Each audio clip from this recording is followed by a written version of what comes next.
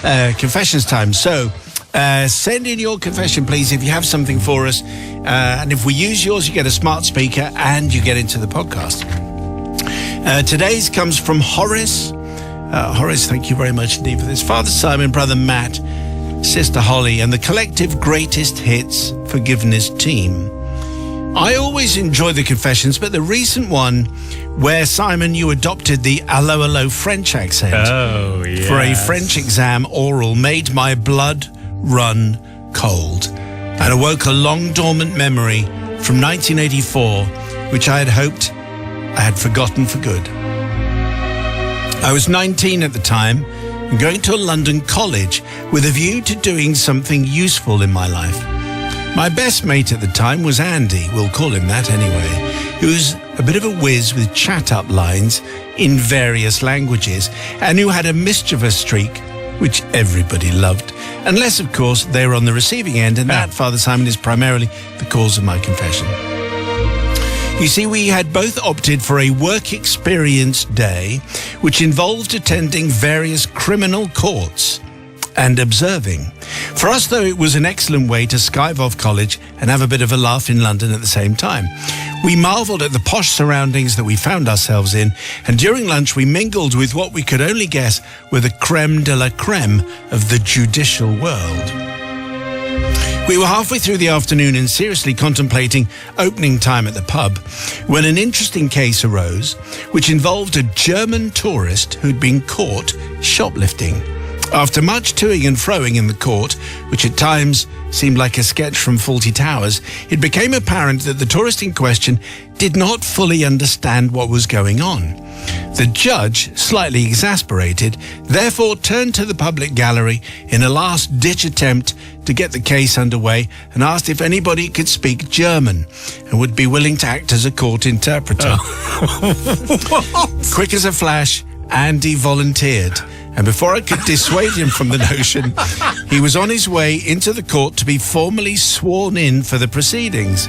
This, Father Simon, is where things went a bit pear-shaped, or burner-shaped, as they say in Germany. I checked, that's right. Okay.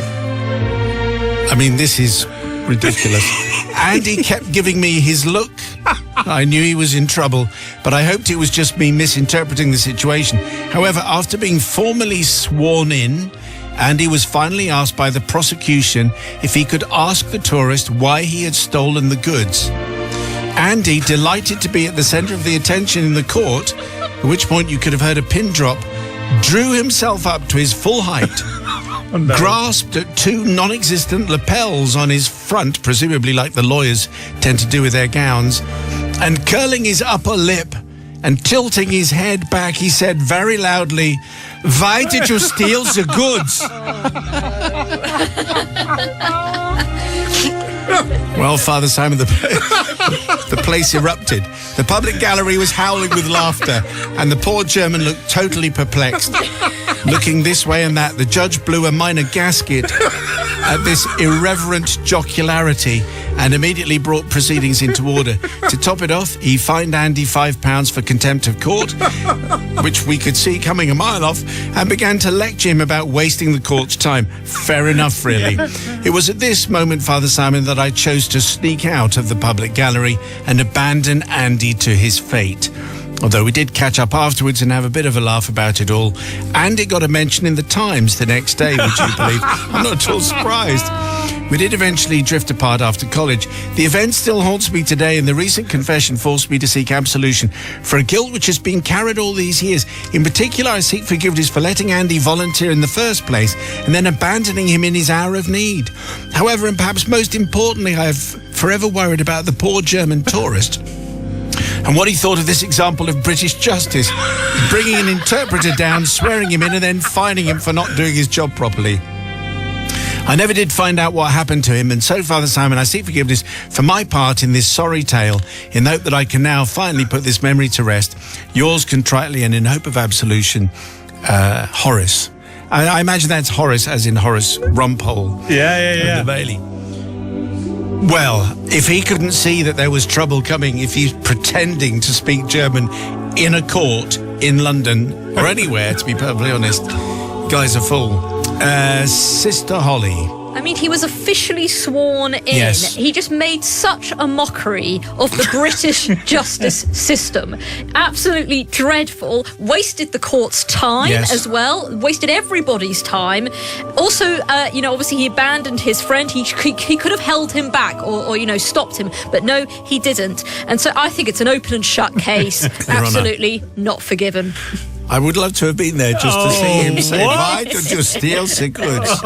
Brother Matthew. I mean, come on. That is superb work. And by the way, it's up to how did the court not work out they were going to need a German translator? It's up to you guys to come up with the translator, not appeal to the public gallery. Is there someone there who happens to speak German and can do our translating for us? Yes. It's your job. You come up with a translator and not hope that there's someone called Andy who's going to put up his hand and then just do it in a low accent. Fabulous. I loved it. And he got in the Times as well. Good for you. So definitely forgiven. Okay, all right. So it's the people's verdict, please. Do you forgive Horace, yes or no? 61054 on the text. But just before the news at 6 o'clock, we had a confession from Horace, a legal confession. Him and his mate Andy were larking about, but they were visiting the criminal courts and observing in London. A German tourist was being charged with shoplifting, but he couldn't understand, and so his friend Andy said, I can translate if you like, but actually just stood in the box and, having been sworn in, said in front of the judge, why did you still steal the goods? Oh dear. And he was fined for contempt, and quite right too. Anyway, the people's verdict, here it comes. So Martha from Salford says, forgiven. I agree with Matt. Why is the court even asking random members of the public if they can speak German and not even checking if it's true before swearing him in? Of course someone was going to take advantage of that. Totally forgiving tonight's confession, says Joshua in Lowestoft. Very funny. I think it's the system to blame, and at least they gave it a go. Matt's right. Plus, I'm listening on Mayo Premium. Very good app. I say. Many thanks. Nicely done. And Emma from Belper says, Father Simon, totally forgiven. I remember a similar case where a man from the public gallery came down and asked a German lorry driver, what is your name? The judge was laughing as hard as everyone else, fined him for contempt of court, but paid it himself. Very good. I've noticed, as I think many listeners will have done, that if you want to get your verdict read out, say, I'm listening on Rayo. Also say, I agree with Matt. Correct. And then all of a sudden you'll find... right to the top of the pile. Absolutely, that's the way it goes. Your confession, please, and we can broadcast it to the nation. And you might get a smart speaker. Send it to confessions@greatesthitsradio.co.uk. 5:46. Just checking the confession. I think the certification we should go for is probably just a PG. It does contain alcohol in places. Okay. So I think... that's fine, I'm sure. Well, we'll see. I don't know if I've got that right. But anyway, Sister Holly will tell me if I've got that wrong, won't you? Yeah, I think so. Today's confession comes from George. Thank you, George, Father Simon, Matt, Susie and Holly. Susie's not here at the moment. She's very busy doing other things. I am here to confess a deed that I undertook many years ago. Seek forgiveness for it. Began in the mid-90s, so we're June 1996. And I was a teenager, late teenager. My parents, Big Rog and Little Anne, had gone away on holiday and rather foolishly left me, a mere 18 years old, at home, alone, for the week. Their last words before setting off to the airport were, be good and remember, no parties. Of course, I replied, I need to study for my A-level exams anyway. I was lying. Father Simon, as any sporting enthusiast will tell you, June 1996 was the time of one of the greatest European football championships of all time. It's the time of Shearer, Gaza, Sheringham, David Seaman, amongst others. Obviously, Holly knows exactly what we're talking about. Not that she was born at the time. We're talking about the Euros. So the Euros are on at the moment, and England play later. So this is a Euro confession. Whilst I was attempting to revise for my A-levels, a few of my mates decided to come round to the house to watch the England against the Netherlands game. They brought a few beers with them, and we watched what can only be described as one of the greatest England victories of all time, thrashing Holland 4-1, and my mates and I were absolutely jubilant.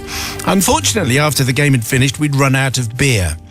Well, this isn't on, I thought. We've just witnessed this amazing game, and we wanted to carry on the celebrations. Well, it was just then that, like a beacon of light flashing towards me, I spotted my parents' drinks cabinet. It was one of those old-fashioned mahogany bureau types. It even had a lock on it, which fortunately still had the key in. Yeah. Thus making the lock completely useless. We strolled over and cautiously opened it up. It was like Harry Potter opening up the Chamber of Secrets. There in front of us were various bottles and what appeared to be potions. There was the standard brandy decanter and, of course, the yucky yellow one. Yeah. But what caught our eye were the big bottles of Bacardi rum and Smirnoff vodka. Now, Father Simon, my parents weren't really big drinkers, so I felt sorry for these poor drinks. They were just there, left there, collecting dust. They needed fulfillment in their dismal lives. So what better way than toasting England's fine win in the Euros than this? A great night was had by all, and there was many a song and dance to be had, especially 3 lions on a shirt, because that was the year. Well, to every yin there is a yang, of course, and the next day I was very hungover. I realise now I should always drink responsibly, kids. Once my mates had left, I began the big clean-up. It was then that I noticed the bottles of Bacardi and Smirnoff sat on the kitchen worktop, and they were totally empty. Had we really drunk them both? Anyway, obviously, Father Simon, the right thing to do would have been to go to the local off-licence and buy 2 replacement bottles. But being 18 years old and having no money, this wasn't an option. Of course, the other option would be to just tell my parents when they came back from holiday. But I didn't want them to know I'd had a big, heavy night and betrayed their trust, so I did the only other thing I could think of at the time. These drinks were of clear colour. What a spot of luck. I looked up at the kitchen tap. There you go. A light bulb moment, and I decided to fill the bottles back up with water. Right. I then put them strategically back in the drinks cabinet. My parents would never know. They never opened the darn thing. Anyway, I was completely right. My parents came back a few days later to a spotless house, and my dad and I enjoyed the England-Spain game, which we won on penalties. Yeah, we did. All's well that ends well. Until, well, a few months hence, an autumn evening and my dad's 50th birthday. A party was thrown for him at our house. We had lots and lots of guests around. The evening was going well. We were playing lots of oldies, there was plenty of dancing, and it was then that the guests seemed to feel the need for more drinks.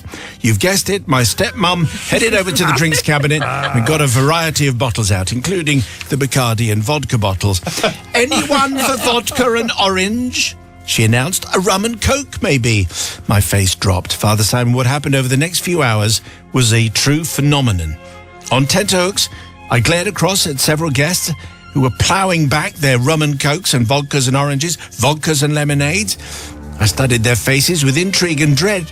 However, as one drink led to another and nothing was said, I concluded that no one had actually noticed.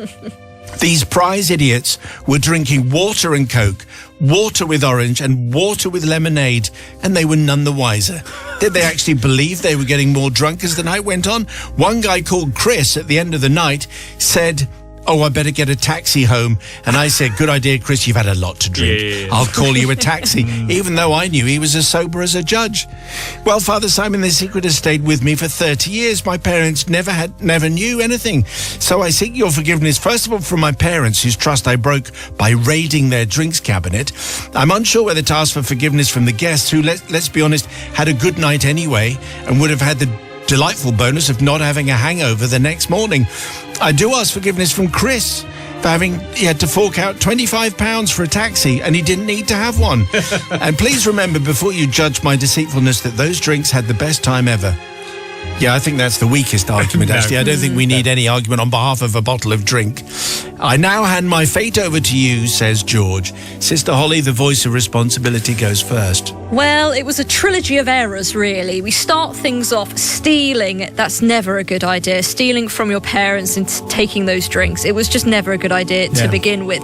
Secondly, you could have told the parents when they came back. You didn't. And then, when the party then happened months later, you could have told your friend Chris, look, don't bother getting a taxi because actually it was water. And you didn't do that either. Honesty is the best policy, and that's why I'm not forgiving this at all. I kind of thought you'd say that. However, Brother Matthew. Yes, so I'm going to forgive. Before I get to that, why on earth do we lock drinks cabinets? I've never understood that. We are living in the house, so we're going to be drinking. Who you keep winging it locked from? It doesn't make any sense. Also, if you leave a key in the lock, it's not locked doesn't anyway. Make any sense, does it? No. So I'm going to forgive, because what a fabulous social experiment this was in seeing how people behave when they think they're drinking alcohol, but they're not. And they were drunk on life, weren't they? They were drunk on the party. They were intoxicated with each other's company. And yes, and instead high on the happy side. High on the happy side. And so therefore, and no hangover either. Everyone's a winner. Nothing to forgive. Definitely forgiven. Okay, very good. So it's kind of finely balanced, I would say, in the studio. Mm-hmm. It's entirely down to you. Does George get forgiveness, yes or no? On the text, please, 61054. The first word is Simon. People's verdict, expected now. But just before the news at 6, a confession from George, basically revolving around the Euros, England versus Holland. And then because they drained the rum and they drained the vodka, when it came to be his dad's birthday, all Dad's friends thought they were getting plastered, but actually they weren't, because they were just drinking the water which George had refilled the bottles with. People's verdict is in. Here it comes. So everyone forgives tonight. Forgiven, says Sarah in Clydebank. You actually helped out local businesses with the extra taxi journey. You are an asset to your community. Stephen in Formby says, hi, Team Rayo. Come on, we've all done it. I used cold tea to replace whiskey, but I got found out because it went mouldy, and whiskey doesn't go mouldy. No, that's true. And Heather in Cornwall says, forgiven. I too did the same thing with ouzo, which goes cloudy when mixed with water. Yes. So at 16, 18 years old, when we drank my best mate's dad's ouzo, we replaced it with water and then watched him drink it over the next year, always saying, really strong stuff, this. Very good. Okay, thank you. If you have a confession, send it to us, please. If we use it, you get a smart speaker. You send it to confessions@greatesthitsradio.co.uk. So it's 14 minutes to 6 o'clock. It's confessions time. Thank you very much for all the confessions that are coming in. Don't forget the new podcast arrives on Friday. And if we use yours, you get a smart speaker. Today's comes from Tobias. Thank you, Tobias, for sending in this story. Father Simon, the collective, the drinks trolley, not being featured at the moment because the drinks trolley has gone on holiday. Of course. Because Sister Susie can't go on holiday without her drinks trolley. For reasons of not revealing my full identity, I will use my two middle names, Tobias Cecil. Okay. I would like, don't judge. I would like to take you back to an era when Snickers were called marathons. Yes. Platforms with flares was high fashion, and Sunday afternoon viewing was ATV's Star Soccer with Hugh Johns. Hugh Johns, yeah. I remember that. I was a boarder at a rather traditional public school. To give you a clue as to its identity, it is in fact the oldest public school in England. Oh, right, that was okay. Narrowed it down quite a lot. I was now in the 5th year and had just completed my O-levels, and it was nearly the end of the summer term. So this is very much a kind of end of term, end of year confession, of which I suspect there'll be many more. At the end of the school year, the younger year groups were tasked with doing lots of end of term chores around the boarding house. This was if you hadn't already been given lots of fatigues by sixth form prefects. One of the last day jobs involved tidying the sixth form common room. This was not too challenging a set of jobs, unearthing a dusty satchel or briefcase, stacking a few textbooks, taking named clothing back to its owners, arranging tatty old cushioned seats, sweeping the floor, and most importantly, returning the television to the housemaster's residence for safekeeping over the summer months. We had quite a strict housemaster who was also the music teacher, a certain Mr. Nichols.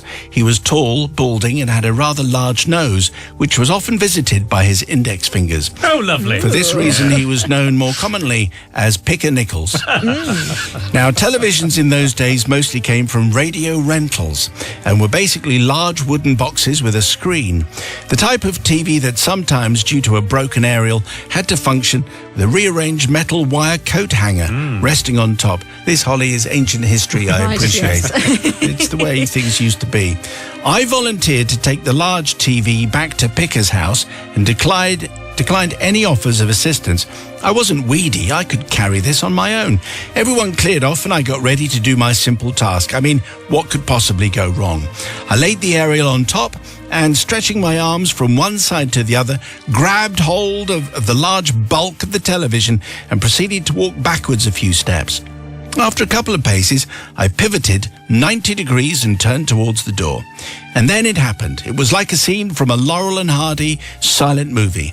It was as if it all happened in slow motion. As I went one way, the television went in the opposite direction, ripped from my grasp by the length of electrical cable and the plug still in the wall socket.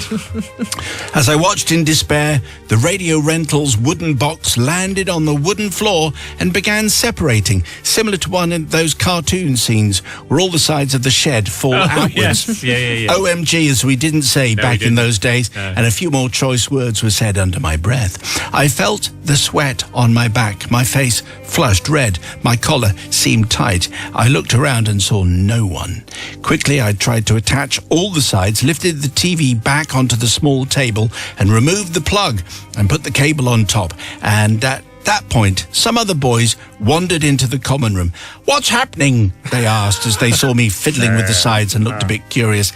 "I don't know," I replied. "I was about to take the telly to Picker's house. It started to fall apart." "You didn't drop it, did you?" they asked. "Of course not. I haven't got it off the table yet, as you can see." I then, Father Simon, proceeded to blame the notorious end-of-term final night hijinks on the sixth form, led by the notorious double act Go on. of Bunny Mortimer and Monty Greenacres, who happened to be the head of house and his deputy. Of course. This is what I told Picker anyway, after carefully carrying the television to his place, and said no more. For one reason and another, I didn't return to school in September, but I feel I must apologise to my fellow boarders for breaking their television, to Radio Rentals for patenting the first flat-pack television, and to the older boys in the sixth form for letting them take the rap, particularly Bunny Mortimer and Monty Greenacres, who I feel is probably in the House of Lords now or something. I'm sure there was a positive outcome in the school and that they possibly got an upgraded television in September which had, push-button tuning and a fancy loop aerial, that kind of thing. So, Father Simon and the collective, please forgive me, says Tobias.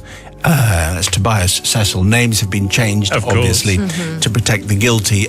Sister Holly looking actually quite disapproving, I have to say. Yeah, I think the thing is, you were just very smug, weren't you? You thought, yeah, I can carry this, I can do it all by myself, but actually you couldn't, and really you needed some help there. Also, leaving the plug plugged in at the wall, that Classic really mistake. That's a rookie error, really, isn't it? Very silly. Should have come forward. Poor Buddy Mortimer and Monty Green. Bunny. Oh, it's Bunny Mortimer. Come Oh, on. fantastic. And Monty Greenacres, who obviously got the blame. Very disappointing with that, and that's why not forgiving at all. I suspect Bunny and Monty got over it. I suspect Did they did. though? Did they though? We'll never know. Yes, but I mean, let's be honest. The chances of it affecting the rest of their lives, I think, minimal. Matt, I think, is already wound up. Went on to run the country. I'm going to say forgiven, just because I'm sure Daddy will have dug into his pocket and bailed them out with a new telly, is what normally happens there with Buddy and Bunny and Monty, Jonty and the rest of them. All of them don't teach that at Eton, do they? No. Turns out, how do you move a telly? Take the plug out the wall, thicko, and then go on and run the country. So for that reason, I'm going to forgive. Right, so it just narrows down to class war, basically. Class war. I think that's what Right. it boils down to. So it's down to the people's verdict, please. Do you forgive Tobias Cecil? 61054. First word is Simon. Just before the news, well, it was a confession from Tobias and how he smashed up his housemaster's television and blamed it all on the notorious sixth formers Monty Greenacres and Bunny Mortimer. Anyway, it was a tragic story of a bashed-up Radio Rentals television. People's verdict is in. Here we go. Not forgiven, says Stephen New Brighton. Cathode ray tube TVs were notoriously difficult to carry as all the weight was at the front of the tube. He should have known that and had help. Henry in Chingford, though, says forgiven. We all lied at school to cover our actions. I once accidentally made the blackboard fall off the wall and snap, but I blamed it on the class before, so no harm done. Fair enough, then. Yeah. And Joe Hicks in Bagshot says not forgiven, purely because the whole story seems to have triggered Matt quite badly. Correct. So in addition to Monty and Bunny, we now have another victim. That is true, actually. It doesn't take much to trigger you if you think the class war can be involved in some way. Let us know your confession, please, and send it to confessions@greatesthitsradio.co.uk. Tavares blending seamlessly into Albinoni's Adagio. Let you know the confessions are back. New podcast, of course, on Friday. Matt, I just need to know before we start, when do Germany play again in the football? Oh, in the last 16, they played Denmark on Saturday night. Okay, now this is relevant because today's confession comes from Jeff. Mm-hmm. I might need to explain a few things as we go along, but let's see how we do. Okay. Simon and team, I have a confession to submit to the Judgmental Collective. And with the Euros underway in Germany, this has a timely relevance, I think. My confession, for which I seek forgiveness, occurred in the summer of 2006, the year that Germany hosted the World Cup. But fear not, there is no reference to England's performance. Instead, the focus is upon the host nation, and in particular their dedicated football fan base, for this may be the largest request for absolution that has ever graced your fine show. Wow. Back in 2005 and 2006, I worked in the textile industry, and the company I worked for hit upon a fantastic opportunity, a wheeze linked to the World Cup. There was a three-way deal between a well-known marketing agency, an international phone brand, and ourselves. The proposition was simple. In the run-up to the World Cup, the marketing agency and the well-known German phone company announced a phone deal that offered the latest digital phone with a reduced rate to all new customers. And to seal the deal, every new customer would receive a football shirt in the German team colours. This shirt was even endorsed by the German FA. Germany became awash with posters, billboards, TV and radio advertising to encourage fans to unite in support of their national team by wearing the unofficial shirt emblazoned with the phone company's logo. It was one of the most successful phone promotions ever launched, and our factories struggled to keep up with the demand for the football shirts. We eventually manufactured and supplied over 960,000 shirts. Wow. If you re-watch the 2006 World Cup and pay attention to the crowds attending the Germany games, you can see these shirts almost outnumbering the official team shirts. So given the success and contentment of the marketing agency, the phone company and the customers themselves, where could there possibly be any requirement for forgiveness, I hear you ask? Well, where could it be? Yeah. Thank you. Well, Simon, as you may or may not all be aware, clothing has labelling requirements. The first being the size, followed by the country of origin and the wash care instructions. What was also required was a style code. This code is normally a numerical configuration so that retailers can ensure they are ordering the correct garment and that logistical operations can store, pick and pack goods and maintain accurate records. Technical detail here, very important. Yes. Over the prior 6 months to the tournament, our company, when designing the shirt, had to decide upon a simple style code to be included and printed on every neck label. We opted for a very basic configuration, and it's this: 010901-1-5. Anyone involved with the ordering of the shirt had to place the ensuing orders using that code, 010901-1-5. This would appear to be an innocent random arrangement of numbers, but to those with a keen eye and a passion for historic English sporting achievements, which I know, Holly, you have, I do. the style number takes on a completely different meaning and instead can be read as the 1st of September 2001 and a scoreline of 1-5. Yes. Call me petty if you will. Call me childish if you must. Pathetic also. But life, Father Simon, is a series of small victories, as Tolstoy once said. I don't think it was. Did he? No. So enjoy the moment. So therefore, this is a famous England victory against Germany. Right. Ollie. It's the qualifying stages of the 2002 World Cup. Hat-trick for Michael Owen. The last match at the Olympiastadion in Munich. Yes, England winning away to Germany 5-1. When does that happen? Never. So I did that. So says Jeff, I seek absolution from the marketing company, the mobile phone company, and especially the almost 1 million German football fans who proudly wore their shirts that summer on the streets and the terraces. For little did they know that all the time they wore a garment that would have made Dan Brown and the Da Vinci Code people very happy, because hiding in plain sight with the historic date and scoreline actually on their shirt from when England beat Germany in Munich. Ha ha! You're seeking repentance, Jeff. Well, he says, maybe it's childish, maybe it's petty. Small victories, that's what Tolstoy said. You have to roll with the punches, or something like that.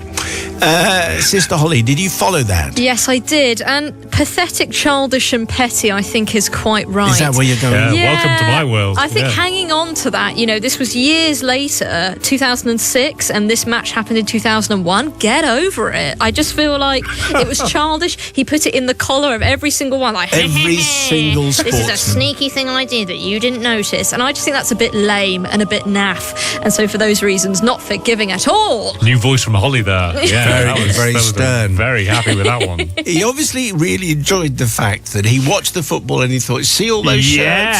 If you knew what it said in your collar, you wouldn't be smoked. Yes. Mind you, the laugh, of course, was on us because Germany got to the final and lost to Brazil, but they did considerably better than England in the actual tournament. In 2002 they did, yes. In 2006 they went out in the semis, didn't they? But still, they did better than England.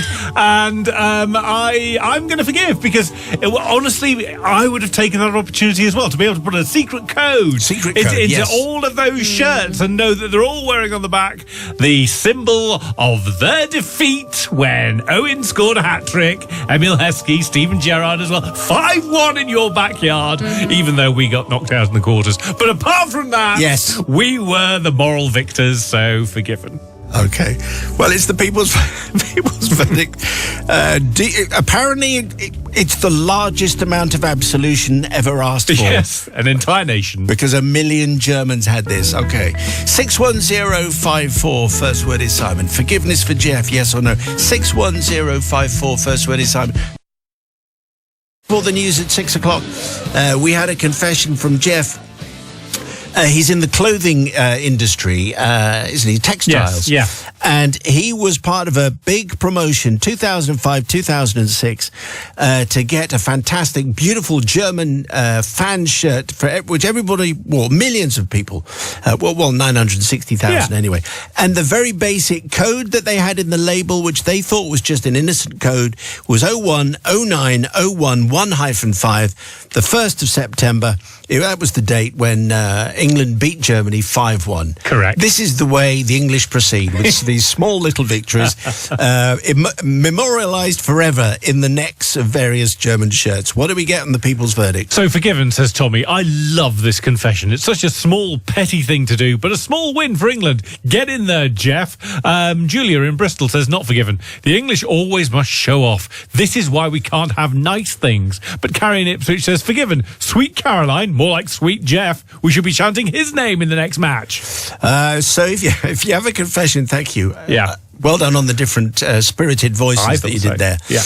If you have a confession, send it to confessions@greatesthitsradio.co.uk.